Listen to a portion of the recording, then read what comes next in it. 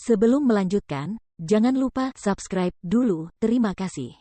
Bab 453 Kaisar Tua. Di tengah angin perubahan, badai dahsyat sedang terjadi di benua timur. Ketika Kaisar Kekaisaran telah mewariskan dekrit kekaisaran yang memaksa semua orang untuk mengenakan pakaian berkabung, hal itu segera melahirkan banyak perasaan tidak puas di antara banyak prajurit hebat, terutama mereka yang berada di alam jiwa tempur. Sebagai prajurit jiwa tempur, mereka memiliki harga diri dan martabat mereka sendiri, dan mereka tidak dapat menerima kenyataan bahwa mereka dipaksa mengenakan pakaian berkabung tanpa alasan. Jika dalam keadaan normal, mereka tidak akan memiliki cara untuk melawan perintah ini, karena mereka terlalu lemah dibandingkan dengan dinasti Saint bela diri. Tapi sekarang, semuanya telah berubah. Ada kekuatan lain yang cukup kuat untuk melawannya, jadi mereka sekarang dihadapkan dengan sebuah pilihan. Oleh karena itu, banyak prajurit jiwa tempur kini menuju Sekte Hitam dengan niat bergabung dengan mereka dalam pertarungan melawan dinasti Santo bela diri. Dapat dikatakan bahwa Kaisar Kekaisaran telah membantu Jiang Chen tanpa sengaja. Apa yang dilakukannya, ia lakukan untuk memamerkan otoritas dinasti Martial Saint. Sejak Jiang Chen muncul, martabat dan otoritas dinasti Martial Saint telah mengalami tantangan besar. Tidak hanya itu, dengan kematian para kaisar, wajah dinasti Martial Saint pun hancur. Yang ingin dilakukan Kaisar Kekaisaran adalah mengembalikan harga diri dan mempertahankan otoritas dinasti Martial Saint. Ia ingin memberitahu semua orang bahwa di benua timur, tidak ada yang dapat menantang otoritas dinasti Martial Saint. Oleh karena itu, apa yang dilakukannya adalah tindakan yang menunjukkan otoritas dinasti Martial Saint, dan bahwa ia adalah orang yang tidak dapat ditentang oleh siapapun. Namun, tepat pada saat ini, Wu Jiu tengah menerobos ke ranah Raja Tempur, dan Jiang Chen menyebarkan berita itu untuk menarik lebih banyak orang kepadanya. Perbedaan antara satu prajurit Raja Tempur dan dua prajurit Raja Tempur benar-benar berbeda. Dengan dua prajurit Raja Tempur, orang-orang akan merasa bahwa Jiang Chen benar-benar memiliki kemampuan untuk melawan dinasti Saint bela diri, dan itulah alasan mengapa semua prajurit hebat itu ingin bergabung dengannya. Di luar Sekte Hitam, Taois Hitam, Guosan, Yu Zihan dan beberapa lainnya berjalan bolak-balik. Mereka mengikuti permintaan Jiang Chen, menunggu di sana untuk menyambut para pahlawan dari benua timur. Apakah ini benar-benar akan berhasil? Mengapa kita belum melihat seorang pun? Yu Zihan berkata dengan nada muram. Karena saudara Jiang sudah mengatakan ini, aku yakin ini akan berhasil. Kita tunggu saja di sini. Tepat setelah Guosan selesai berbicara, tiga sosok tiba-tiba muncul di kejauhan. Masing-masing dari mereka memancarkan aura yang kuat. Semuanya jelas merupakan prajurit jiwa tempur. Dengan kecepatan yang luar biasa, ketiga pria ini tiba di Sekte Hitam dalam sekejap mata. Apakah saudara Jiang Chen ada di sini? Pria yang memimpin kelompok itu adalah pria berotot dan tampan, dan dia langsung bertanya apakah Jiang Chen ada di sini begitu dia tiba. Kerumunan itu tampak terkejut. Tiga pria di depan mereka adalah pejuang jiwa tempur, dan pria yang memimpin memiliki basis kultivasi di puncak alam jiwa tempur menengah, dan tampaknya hanya selangkah lagi dari alam jiwa tempur akhir. Dari cara dia menyapa Jiang Chen, sepertinya mereka saling kenal, dan dia datang ke Sekte Hitam untuk membantu Jiang Chen. Jiang Chen sedang menunggu kedatanganmu di istana utama Sekte Hitam. Aku adalah kepala Sekte-Sekte Hitam, Daois Hitam. Bolehkah aku tahu namamu? Kata Taois Hitam. Haha, jadi kamu Daois Black. Aku sudah banyak mendengar tentangmu. Aku Master Blissful, ini Golden Lion, dan ini Old Man Ling San. Kita semua adalah teman Jiang Chen. Kata Guru Blissful. Mendengar perkenalan itu, wajah Daois Black dan kawan-kawan tampak terkejut. Semua pria ini adalah pria-pria dengan nama yang dikenal luas, terutama Master Blissful. Dia adalah Raja Iblis dari Lautan, dan dia memiliki kekuatan tempur yang tak terduga. Meskipun dia hanya seorang prajurit jiwa tempur menengah, kekuatan tempurnya yang sebenarnya memungkinkannya untuk melawan prajurit jiwa tempur akhir manapun. Jadi, Anda adalah Master Blissful. Senang sekali Anda ada di sini. Zihan, cepat bawa mereka ke Jiang Chen. Kata Taois Hitam. Tiga senior, silakan ikuti saya. Yu Zihan memberi isyarat menyambut. Sepertinya kata-kata Jiang Chen benar. Jiang Chen dan Yan Chengyu sedang duduk santai di dalam istana utama Sekte Hitam ketika mereka tiba-tiba mendengar suara tawa. Haha, saudara Jiang Chen, lama tak jumpa. Sekarang kau sudah jadi orang penting. Setelah itu, Guru Blissful dan dua orang lainnya masuk ke istana utama. Selamat datang, teman-teman. Maaf karena tidak menyambut kalian di sana. Jiang Chen melangkah maju dan berkata. Dia memiliki kesan yang sangat baik terhadap ketiga orang ini. Dulu ketika dia berada di Pulau Bahagia, mereka semua telah banyak membantunya. Ketika ketiga pria ini menatap Jiang Chen dan merasakan auranya, mereka semua merasakan jantung mereka bergetar.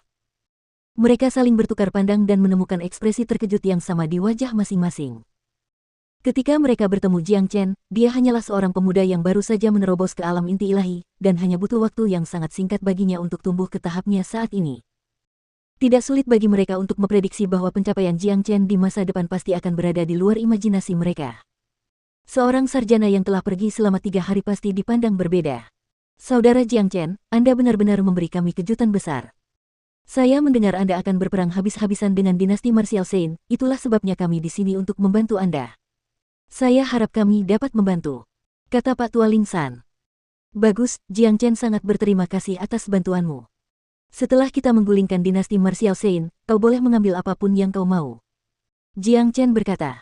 Bagi Sekte Hitam saat ini, setiap prajurit jiwa tempur adalah harta karun. Oleh karena itu, mendapatkan bantuan dari ketiga pria ini adalah sesuatu yang patut dirayakan. Pada saat yang sama, dengan kedatangan ketiga pria ini, lebih banyak orang ditakdirkan untuk muncul. Di luar Sekte Hitam, Taois Hitam dan yang lainnya akhirnya menunjukkan ekspresi gembira di wajah mereka. Setengah jam kemudian, 2 sosok lainnya muncul dari kejauhan. Keduanya adalah prajurit jiwa tempur. Kami adalah Huang Li dan Huang Zhao dari Provinsi Qing. Kami di sini untuk membantu Sekte Hitam melawan dinasti Martial Saint. Dia adalah seorang pria yang wajahnya ditutupi janggut, dan dia memiliki basis kultivasi yang luar biasa. Kedua pria ini sebenarnya adalah prajurit jiwa tempur menengah.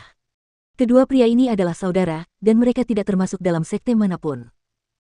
Namun, mereka adalah seseorang yang memiliki keinginan untuk melihat dunia berubah, dan karena mereka diberi kesempatan yang sangat besar, mereka pun menawarkan bantuan mereka. Menerima bantuan Anda adalah suatu kehormatan bagi Sekte Hitam.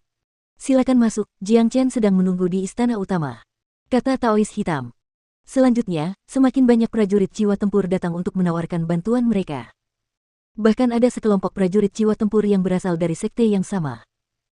Hanya dalam satu sore, lebih dari 20 prajurit jiwa tempur telah tiba, termasuk satu prajurit jiwa tempur akhir.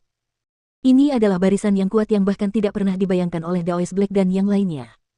Ini luar biasa. Murid junior Jiang benar-benar hebat, semuanya seperti yang telah diprediksinya. Sebenarnya ada begitu banyak prajurit jiwa tempur yang datang untuk bergabung dengan kita, dan masih ada 1 hari lagi. Mungkinkah ini berarti lebih banyak prajurit hebat akan bergabung dengan kita besok? Guan Yiyun merasa sangat terkejut. Dengan kekuatan keseluruhan Sekte Hitam, sama sekali tidak mungkin mereka bisa bertarung dengan dinasti Martial Saint. Namun sekarang, dengan begitu banyak prajurit jiwa tempur baru yang bergabung dengan mereka, kekuatan keseluruhan Sekte Hitam tumbuh, perlahan-lahan memberinya kemampuan untuk bertarung dengan dinasti Martial Saint. Jiang Chen benar-benar dapat merencanakan segalanya dengan akurat. Dekrit kekaisaran terbaru yang diturunkan oleh Kaisar Kekaisaran telah banyak membantu kita. Jika bukan karena itu, kita tidak akan menerima begitu banyak bantuan dari begitu banyak pejuang hebat. Daois Black menghela napas. Sekarang, dia sangat mengagumi Jiang Chen sehingga dia bahkan bisa menjatuhkan diri di kakinya karena kagum. Kakak memang jenius yang tak tertandingi. Dia tidak hanya memiliki kekuatan tempur yang luar biasa, dia bahkan ahli strategi yang luar biasa dan seorang pria dengan kebijaksanaan yang luar biasa. Menjadi musuh pria seperti ini sungguh disayangkan. Aku dapat meramalkan bahwa dinasti Martial Saint yang telah memerintah benua timur dalam jangka waktu yang begitu lama pasti akan jatuh ke tangan kakak Jiang Chen, dan sejarah benua timur akan berubah. Guo San berkata dengan mata berbinar-binar. Kepercayaan dirinya pada Jiang Chen tidak bisa lagi diungkapkan dengan kata-kata. Sementara Sekte Hitam sibuk menyambut semua prajurit hebat, apa yang terjadi di benua timur tidak dapat disembunyikan dari dinasti Martial Saint. Mata Kaisar Kekaisaran dapat melihat segalanya. Situasi ini membuat Kaisar Kekaisaran sangat marah. Dia tidak pernah menyangka bahwa dia tidak hanya akan gagal mempertahankan otoritas dinasti Martial Saint, tetapi juga akan mengalahkan dirinya sendiri dan memberikan bantuan besar kepada musuhnya. Ayah, Wu Jiu itu juga telah menembus alam Raja Tempur. Termasuk Jiang Chen, mereka sekarang memiliki 2 prajurit Raja Tempur. Aku khawatir ini akan menjadi pertempuran yang sulit. Putra mahkota berdiri di samping Kaisar Kekaisaran dan berkata, Jiang Chen hanyalah seorang pendekar jiwa tempur menengah. Jika kita benar-benar bertarung, aku tidak percaya dia akan sebanding denganku. Sedangkan Wu Jiu, bahkan jika dia benar-benar berhasil menembus alam Raja Tempur, dia masih baru di alam ini, dan itu tidak akan membuatnya terlalu kuat. Juga, mereka yang telah bergabung dengan Jiang Chen untuk melawan dinasti Martial Saint, aku pasti akan membuat mereka membayar. Aku akan memberitahu mereka apa konsekuensi menjadi musuh dinasti Martial Saint. Kaisar Kekaisaran mendengus dingin. Dinasti Martial Saint telah kehilangan seluruh mukanya di bawah kendalinya, menyebabkan dia merasa malu.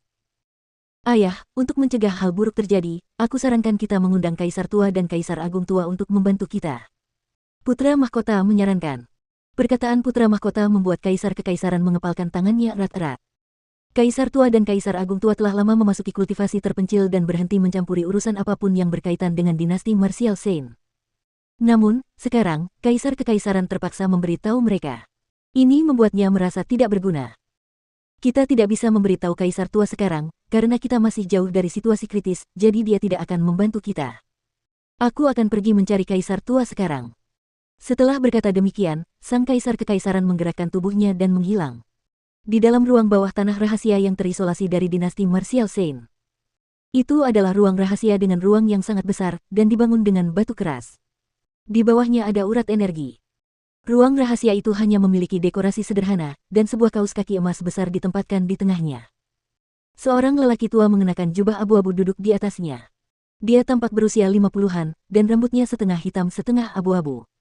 Dia memiliki wajah yang tampak agung. Tepat pada saat ini, ruang di dalam ruang rahasia itu bergetar, dan sebuah sosok muncul di depan lelaki tua itu. Sosok itu adalah Kaisar Kekaisaran. Salam, Paman Kekaisaran. Kaisar Kekaisaran membungkuk dalam-dalam ke arah Kaisar Tua. Kaisar Tua ini adalah Kaisar Kekaisaran sebelumnya dari dinasti martial Shen, tetapi dia bukan ayah dari Kaisar Kekaisaran saat ini. Tahta Kekaisaran tidak diwariskan dari ayah ke anak, melainkan diwariskan kepada pangeran terkuat dari generasi muda. Kaisar Kekaisaran, mengapa Anda datang ke sini? Kaisar Tua membuka matanya dan bertanya. Sepasang mata tajamnya bersinar terang seperti bintang-bintang yang paling terang.